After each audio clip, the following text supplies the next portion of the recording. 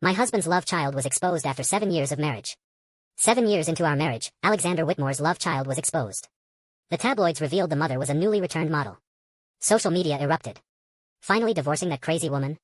About time. She's insufferable, killed her own daughter. The Whitmores have tolerated her long enough. I said nothing. After visiting our daughter's grave with flowers, I filed for divorce. Chapter 1. Alexander and I hadn't spoken in a year. One day, sunlight streamed through the windows. Perfect weather for reconciliation. So I broke the silence. How about a divorce? The dining room fell silent. Only the occasional clink of silverware could be heard. Even though I'd spoken softly, he heard me. Alexander looked up sharply, studying me. This was the first time in a year I'd initiated conversation. And with such calm. After a long moment, he lifted his eyes, jaw tight. Fine. He looked down, continuing to eat. His grip on the fork tightened. Should I contact the lawyer? He didn't look up. Whatever you want. His tone was flat. As if we were discussing something mundane. Another stretch of silence. Neither of us spoke again. Until his phone rang abruptly. He glanced at me before answering. The room was so quiet I could hear the other voice clearly. It was Sophie Chen, the model he'd been linked to. She was crying. Alex, Luna's having an asthma attack. I don't know what to do. Please come help us. Alexander shot to his feet, grabbed his jacket, and left. I didn't question or stop him. I kept eating. But at the door, he turned back. Evelyn. He suddenly called my name. I turned. Aren't you going to stop me? He stood in the foyer, half his face in shadow. I stared, stunned.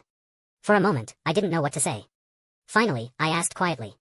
Would you stay? His eyes darkened. Suddenly, he smiled. No. Then, mockingly, word by word. You deserve this. The door slammed shut. Chapter 2. Yes. I deserved it. Why did I even ask? I lowered my eyes, a bitter smile on my lips. Evelyn, what were you expecting? This marriage had been dead for ages. After speaking with the lawyer, I sat for a while before getting dressed. I'd have the driver take me to the Whitmore estate. Alexander's mother had called this morning, asking us both to come. The Whitmores had been good to me. Even if Alexander didn't go, I needed to. When I arrived, only Mrs. Whitmore was in the living room, watching TV. She didn't look happy. Mother. I called out, walking over. She didn't respond. As I approached, she suddenly threw her phone at me. You've disgraced the Whitmore name. My forehead instantly swelled red. Can't even keep your own husband. Letting him run around with that woman. Do you know all of Manhattan is laughing at us? She pointed at the phone on the floor, hands shaking with rage. I was stunned, then picked it up to look. The screen showed a Gossip Blogs report. Whitmore air causes seen at Hospital 4. Model Sophie Chen and her daughter. Whitmore love child allegedly revealed. The attached photo showed Alexander holding Luna outside a hospital room, eyes blazing with fury. Before him, the hospital director and a group of doctors stood nervously, sweating. The comments were unanimous. Is Sophie's daughter really the Whitmore heir? Rags to riches story? A nobody model? The Whitmores won't accept this. Hard to say. Mrs. Whitmore is supposedly a shrew who publicly hits her husband. They're probably done with her. My grip on the phone tightened. After a moment of silence, I told Mrs. Whitmore about the divorce. Now she was stunned. Divorce? After a long pause, she seemed to come back to herself. I won't allow it. I said softly. Alexander agreed. She immediately smashed her teacup, glass shattering everywhere. Are you trying to make the Whitmores look like villains? My throat tightened, but I opened my mouth to argue. Before I could speak, Mrs. Whitmore went pale, clutching her chest as she collapsed, face contorted in pain. The housekeeper immediately brought the medicine kit. Mr. Whitmore rushed down from his study upstairs. Chapter 3. I wandered the streets aimlessly. Passing a bakery, I saw a little girl crying for cake. The young couple behind her weren't angry, just indulgent, giving in to her demands. I stood on the sidewalk, watching in a daze. Mr. Whitmore's words from earlier at the estate echoed clearly. Don't mention divorce again. Your mother and I don't agree. You grew up together. Can't you get past this? Alexander and that model, I am sure it's just spite. Nothing inappropriate happened. Beside him, Mrs. Whitmore had recovered, her face softer. I spoke too harshly earlier. She took my hand. I looked at her pale face. I didn't resist. You know Alexander's temperament best. If not for what happened. Mrs. Whitmore choked up. He wouldn't let anyone mistake that model's daughter for his. You know how he feels about you. She paused, patting my hand. Go home and apologize. Have a child soon. Things will get better. I felt disoriented.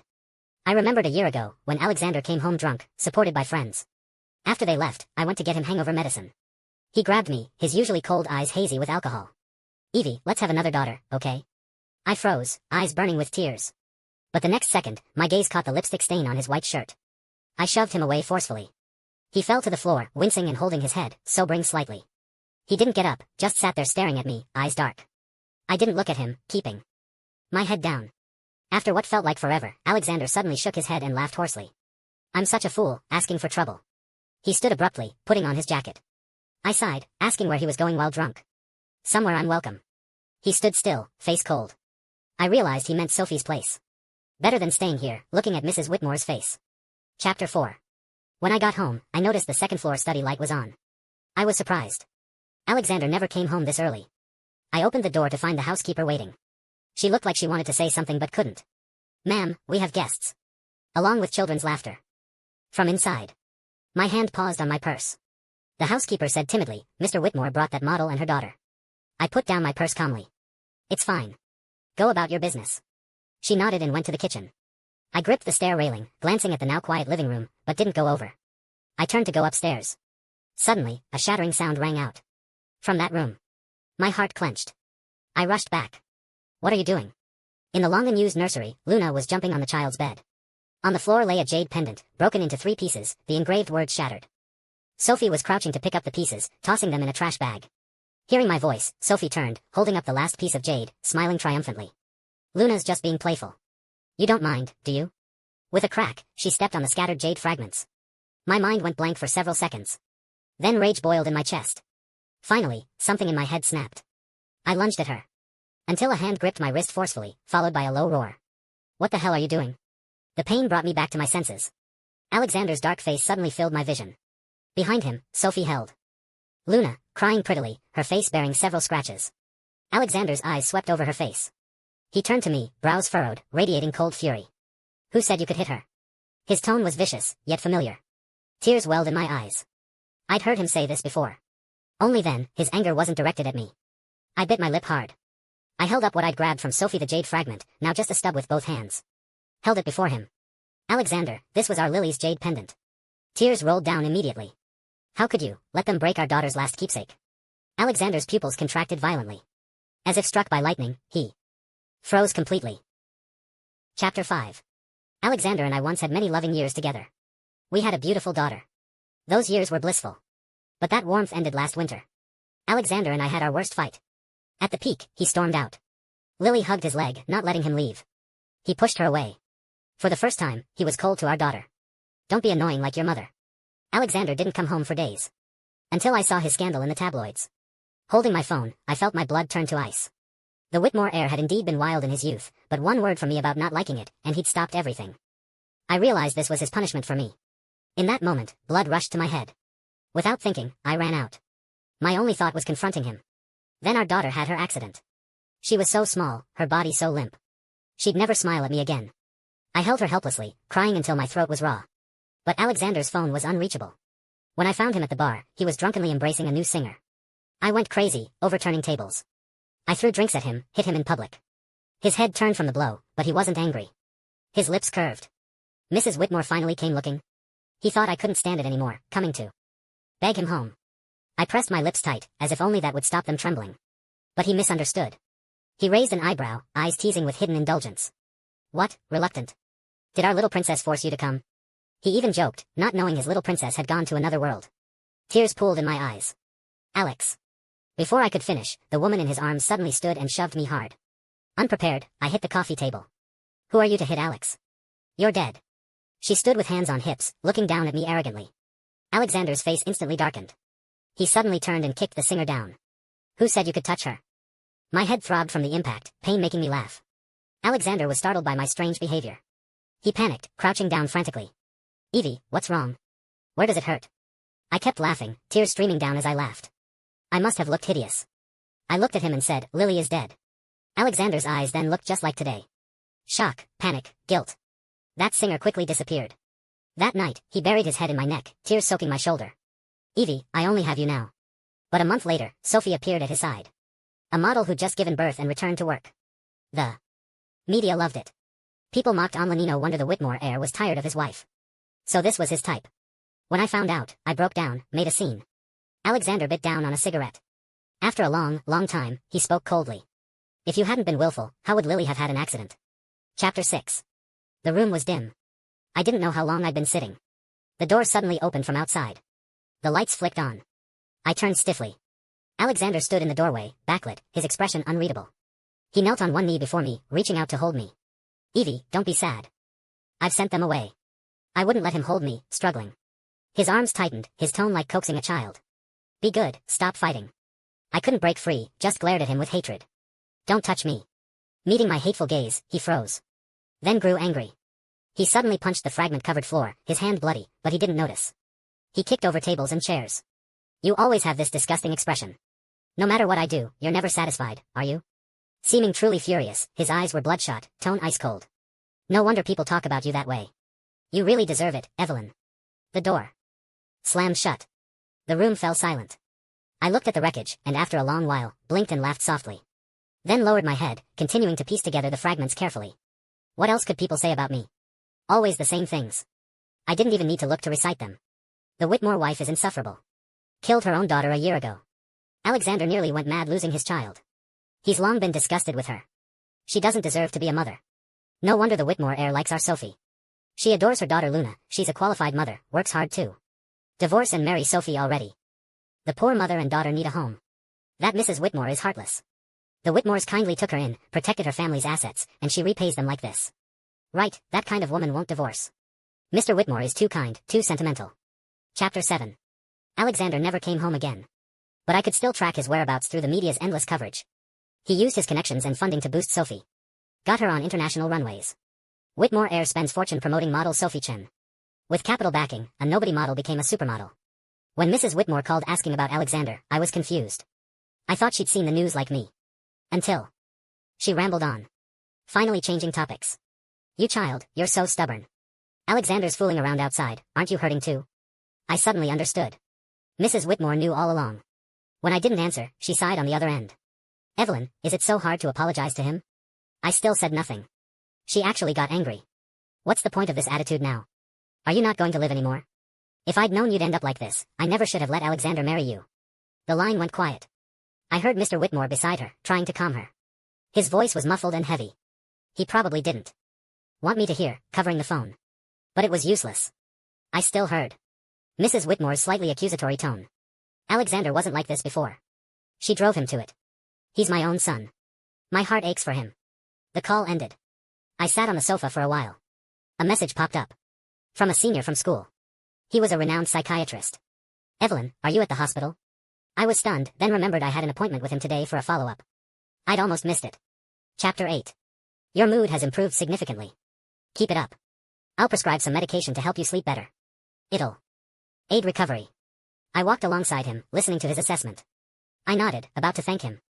My steps halted, looking toward the end of the corridor. I hadn't expected to run into Alexander and Sophie here. Sophie held Luna, looking anxious. Several doctors surrounded them, apparently examining Luna. Not far away stood a group of tall bodyguards. Even so, Alexander's tall, perfect figure stood out, easily spotted. He leaned lazily against the wall, playing with his phone absently. I remembered sending him the divorce papers the lawyer had drafted this morning. But he hadn't responded. I'd thought he was in meetings, too busy. Now it seemed he'd seen my message. Just didn't want to reply. My senior was still talking, walking forward. I grabbed his sleeve, pointing right. Let's go this way. I didn't want to run into them directly. He was surprised. Why that way? It's closer to the exit up ahead. He didn't understand why I'd suddenly stopped. He glanced at the end of the corridor, at Alexander surrounded by bodyguards, with the hospital director respectfully attending. Still confused, but didn't press. Just said gently, actually, let me go over the precautions again. I smiled apologetically, saying nothing. Head down, about to take another route. But Alexander, who'd been talking to the director, suddenly looked over as if sensing something. His deep gaze crossed the crowd, landing on my face. His eyes paused. His gaze shifted, sweeping over my senior. His face turned cold as he strode toward me. I saw disguised paparazzi nearby, craning their necks. Panicked, I turned, urging my senior to leave quickly. But Alexander caught up in 3 strides, grabbing me. His cold voice held anger. Not even divorced yet, and Mrs. Whitmore can't wait? I struggled desperately but couldn't break free. My senior stepped forward to help, but Alexander glanced up lazily. Several bodyguards immediately blocked him. I said nothing to avoid angering him further and involving others. But his eyes grew more furious. He suddenly gripped my chin, brows radiating immense hostility. Evelyn. His tone was enraged, as if the next moment, cruel words would rain down. I lowered my eyes mockingly. Waiting. It didn't matter. After this, netizens would probably curse me again for being ungrateful, angering the Whitmore heir. But I didn't expect him to fall silent too, just gripping harder. My face flushed red. I didn't know what he wanted. Anger rose in me too. I couldn't help looking up, glaring at him. But met his slightly reddened, hurt eyes. Do you hate me that much? Chapter 9. In the morning, I woke and left my room. Surprisingly, Alexander was in the living room.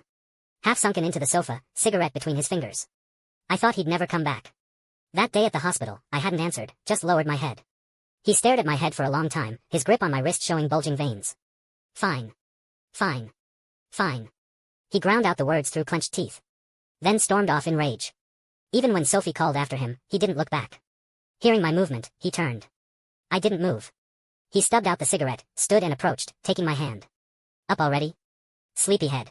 His tone was gentle, indulgent, using pet names from when we were close. I was stunned, forgetting to pull away for a moment. By the time he'd led me to sit at the dining table, I came to my senses, looking at him in confusion. I didn't understand. How in just a few days, he'd changed faces again. Seeing my bewildered expression, he laughed softly, seemingly in good spirits, handing me utensils. Eat up. I looked down, stunned again. Breakfast was tomato egg noodles. One look at the presentation showed it wasn't made by the housekeeper. He'd made it himself. If word got out, everyone would be shocked. They'd even blame me for being an inadequate wife. The noble Whitmore heir would never cook in his life. And indeed, he never had. The year my parents died, I was too grief-stricken to eat for days. He carefully brought it to me, eyes bright. Evie, eat this and you won't be sad anymore. Later I learned he'd burned through a dozen pots learning, his hands covered in blisters. Just to make something barely edible. All these years, he only knew how to make these noodles. I stared for a while. Finally picked up the utensils. After one bite, I noticed Alexander propping his chin, staring at me intently. Is it good? Still that gentle tone. I didn't answer, just put down the utensils, looking back at him confused. He gazed at me for a long time. Then stood and came to me. Evie, let's not fight anymore, okay? My fingers turned cold. I looked down. A ring had appeared on my finger. The wedding ring I used to wear daily. The day Sophie appeared and we had our big fight, I'd thrown it away. I didn't know where he'd found it. But I wasn't curious anymore. Finding a ring wouldn't be hard for the Whitmore heir. Chapter 10. After that, Alexander seemed to return to his old self. The media could no longer capture any news of him. When we visited the Whitmore estate together, Mrs. Whitmore was relieved, holding my hand and wiping her eyes. I knew it. You're young and in love. What can't you get past? Mr. Whitmore and Alexander emerged from the study just then. Hearing this, he said seriously to Alexander. Better behave from now on.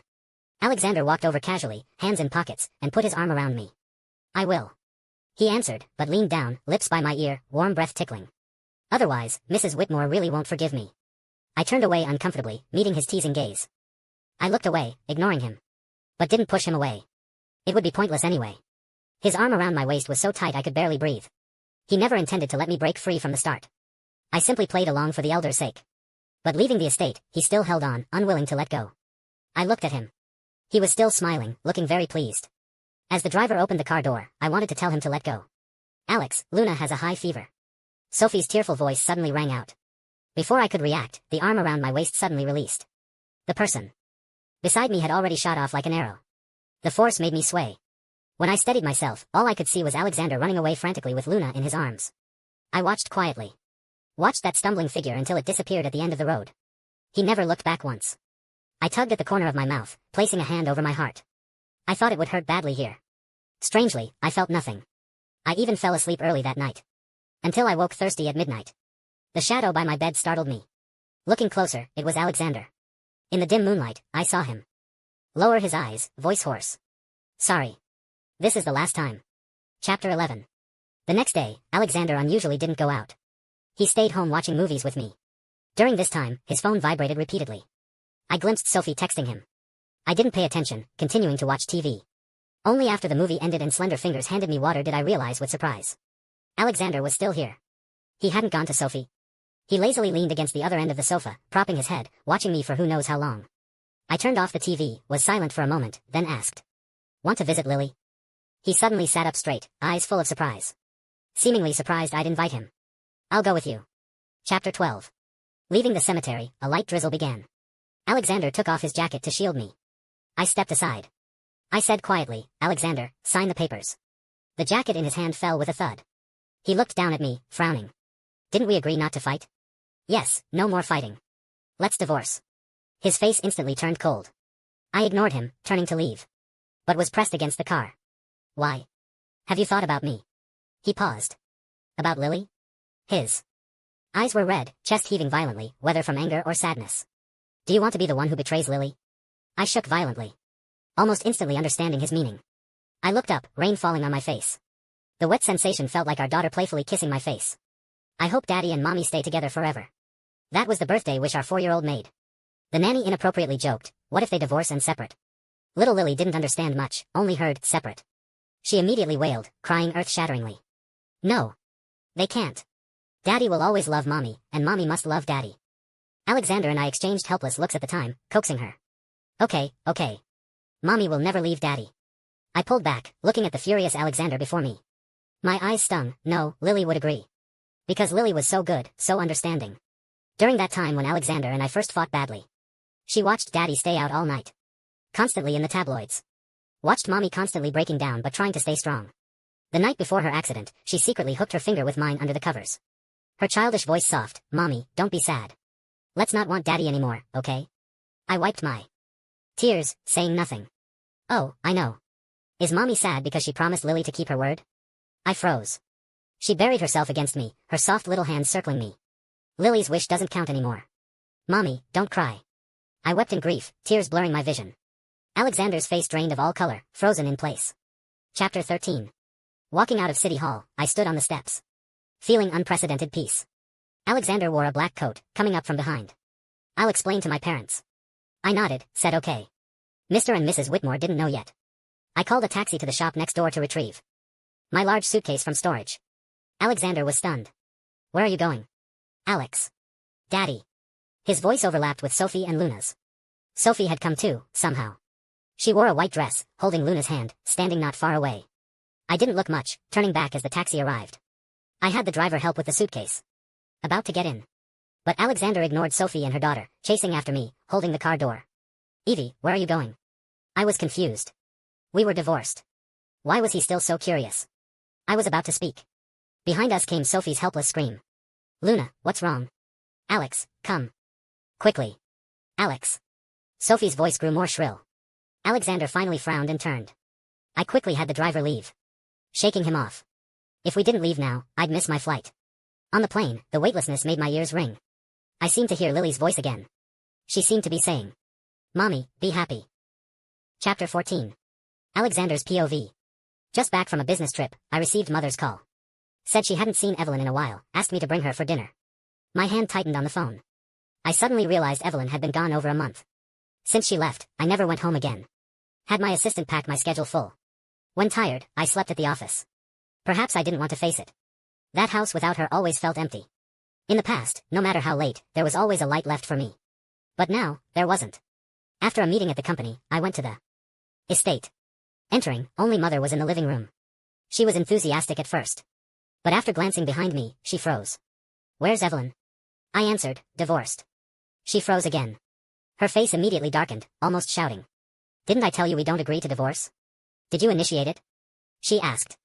I didn't answer. How could you let her go? She covered her chest emotionally. How will your father and I face her parents now?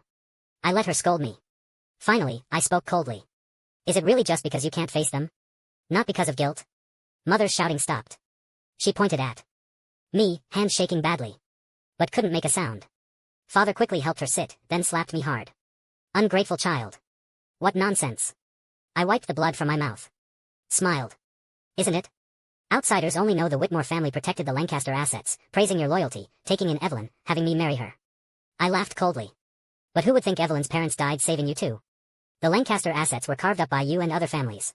What's left was only spared to avoid criticism. I think you're afraid. Afraid of public condemnation. Father's eyes nearly shot fire. He found a stick, beating me mercilessly. I just smiled, taking it. Thinking, perhaps Evelyn knew all along. That's why she rarely wanted to visit the estate later. Enough. You'll kill him. Mother ran over crying, protecting me. Father had no choice but point at the door. Get out. Get out now. Chapter 15. I was reviewing documents. My assistant entered. Mr. Whitmore, the hospital project asks if you'll sign the contract later. He glanced at my expression, hesitating. But there's another meeting. What do you think? My pen paused. Tomorrow. He acknowledged. Watching his back, I suddenly remembered meeting Evelyn at the hospital during that project discussion. Unconsciously. Wait. The assistant turned back, confused. Let's go to the hospital now. The meeting? I glanced at him coolly. He quickly lowered his head. Yes, Mr. Whitmore. Later, the assistant said the car was ready. I stood, putting on my coat. About to get in. Sophie suddenly rushed out with Luna. Alex, what did I do wrong? Why are you ignoring me? The assistant immediately called security to remove them. I waved them off. Looking at her coldly. I remember telling you not to appear again. That day, I couldn't stop Evelyn. I didn't know how Sophie learned about Evelyn and me. I'd long cut contact with her. The media. Reports were all her and her agent's publicity stunts. But she kept bringing Luna to pester me. That time at the estate entrance, I didn't want Evelyn reminded of painful memories. The day of the divorce, I just wanted to scare them off. But Evelyn left so decisively. Sophie broke down screaming. What about Luna? Don't you adore Luna? Alex, Luna cries for you every day. She cried out. Luna cried too, reaching for me to hold her. Just like when we first met. That was right after Lily's accident. Evelyn and I seemed calm but had both gone very quiet. Evelyn seemed the same as before. But no longer initiated conversation with me. I didn't know how to make amends. There was anger in my heart, but more guilt. If I hadn't spitefully arranged for paparazzi photos to make headlines for Evelyn to see, she wouldn't have lost control. Our daughter wouldn't have run out trying to help mommy find daddy and accidentally drowned. I couldn't sleep at night. Even less dared to approach Evelyn. Let her, a fragile woman, bear everything alone. Being attacked online, scolded by my mother. I couldn't face her. Afraid of seeing her hateful, disgusted eyes. Later, during a subsidiary inspection, I saw Sophie kneeling at the door with her child, kowtowing repeatedly. I was just passing by, but heard her pathetic, humble begging. Please give me a chance to return. My contract is still valid. I'm truly desperate. My daughter is only 2. Please don't let my Luna end up on the streets. My steps halted. Her daughter was named Luna. Same sound as our Lily, different spelling. Seeing me approach, Luna babbled, crawling into my arms. Reminding me of our Lily. So I softened. Spoke up and helped them once. After that, Sophie tried to approach me but was blocked by my bodyguards. Until once, Luna had an asthma attack and Sophie cried begging for help. I remembered our Lily also had asthma. I helped. A second time. After that, I deliberately played along. Just wanting Evelyn not to be so cold to me. Seeing her secretly sad. My heart leaped with joy. At least she still cared about me. I was foolish before. How could Luna compare to our Lily? I shook my head, heart aching unbearably. A metallic taste rose in my throat. Alexander, you were truly foolish. You killed Lily. And lost your Evie too. Chapter 15, continued. At the hospital, the director showed me around the new research center. I listened without comment. Until we entered a lab with many doctors. My gaze paused. I saw the senior who'd been with Evelyn last time. The director noticed me staring and whispered. Mr. Whitmore, that's our city's best psychiatrist, Dr. Marcus Chen. I frowned. Psychiatrist? The director nodded, confused. Just then, that Dr. Chen seemed to notice me too. He walked over, greeted me politely, then suddenly asked to speak with me. My assistant stepped forward to scold him. The director also criticized his lack of propriety. After a moment of silence, I said, fine. Once outside the lab, Marcus Chen suddenly punched me. Caught off guard, I retaliated fiercely. He was no match for me. When I had him pinned, he laughed. I looked at him coldly. What's so funny? Happy that Evelyn likes you? Marcus Chen was the source of Evelyn's and my first fight. Evelyn had protected him then, meeting him privately multiple times. I'd been insanely jealous. But didn't dare confront her directly. Afraid of hearing answers I didn't want. Just suffered silently. If not for his existence, Evelyn, Lily, and I would still be fine. Thinking this, I hit harder. But Marcus stopped laughing, looking at me in shock. What nonsense are you talking about? I've been married for years. My raised fist stopped. He looked at me strangely for a long time. Mr. Whitmore, you can't be unaware of Mrs. Whitmore's long-standing depression. What? I was stunned. He got up, brushing off dirt. Evelyn developed postpartum depression. She's been in treatment. She was nearly recovered when she came for follow-up a year ago, but then it worsened again. I hit you because you don't cherish Evelyn, don't care about her health. Too bad I couldn't beat you. He smiled bitterly. I didn't expect you knew nothing. My face went deathly pale. In the end, I didn't know how I got home. Sitting in the empty house, I felt utterly stupid. If I'd asked more. If I hadn't been so self-righteous. I stared numbly at the ceiling. Suddenly remembering Mother's call 2 days ago. Her words. Evelyn went abroad. We wronged her before. Mom knows you care for that child. Go get her back. Chapter 16. The next day, I flew to Switzerland. With my assistant, pretending it was business. Afraid Evelyn would think I was stalking her. Standing at the gallery entrance, I was nervous. I kept thinking what I should say. To make her willing to come back with me. But before I figured it out, she suddenly appeared before me. Her back to me. Standing before a painting, talking with someone. I approached the corner, just able to hear her conversation with a young woman. They discussed art origins, history. Listening, pride spread from my heart. My Evie had always been excellent. Next moment, the girl asked. Professor, I can't believe you're divorced. Do you still like him? If he came looking, would you forgive him? My heart tightened. I lowered my head anxiously. After what felt like forever, Evelyn's gentle voice rang out. It's all in the past. She didn't say she didn't like me anymore. Didn't directly say she wouldn't forgive. But I nearly couldn't stand. They continued talking, starting to walk this way. Just around the corner, we'd meet. But I lost courage. Stumbled away. 2.